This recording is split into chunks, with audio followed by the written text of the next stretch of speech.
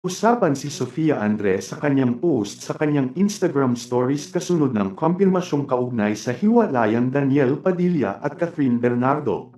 Bukod sa picture nila ni Catherine ay may post siya na naging palaisipan sa netizens.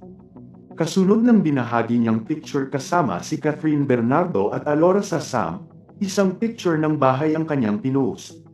Wala namang kakaiba sa kanyang post na ito maliban sa isang emoji ng diamond na nakalagay sa pinto ng bahay. Dahil dito ay marami ang nagtanong kung ano kaya ang ibig sabihin ng post na ito ni Sofia. Isa lamang si Sofia sa malalapit na kaibigan ni Catherine sa showbiz. Nagkasama sila sa pelikulang pinagtambalan nina Catherine at DJ, ang She's Dating the Gangster. Hinimay-himay nga ng mga netizens ang IG story na ito ni Sofia, at lumalabas na si Andrea Brillantes ang tinutukoy ng kanyang post. Ang pintuan na kanyang ipinost ay famous creation ni Andrea Palladio noong year 1508, ang pintuang ito ay makikita sa Spain, na kung saan matatandaang nagtungo si Andrea Brillantes dito noong mga panahon ng breakup nila ni Richie Rivero, at matatandaan din kasabay nito ay nagpost din si Daniel Padilla ng kanyang photo na nasa Spain din siya noong mga panahong nandun din si Andrea Brillantes.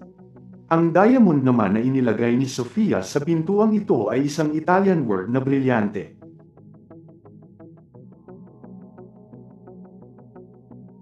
Matatandaan ding nag-comment pa si Sofia sa isa sa IG picture ni Andrea Brillantes na nasa Spain siya, at ngayon nga ay makikitang in-unfollow na niya ito sa kanyang Instagram account. Dito na nagsimulang pagtagni-tagniin ng mga netizens ang tungkol sa IG story na ito ni Sofia, at ayon sa ilang siguradong sa Spain mismo nahuli ni Catherine ang panglolokong ginagawa sa kanya ni Daniel Padilla.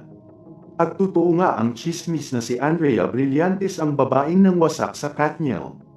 Grabe naman nga itong si Andrea sa sobrang landi ayon sa mga netizen, pati ang relasyon ng Katniel na halos 11 years na ay nagawa nitong buwagin.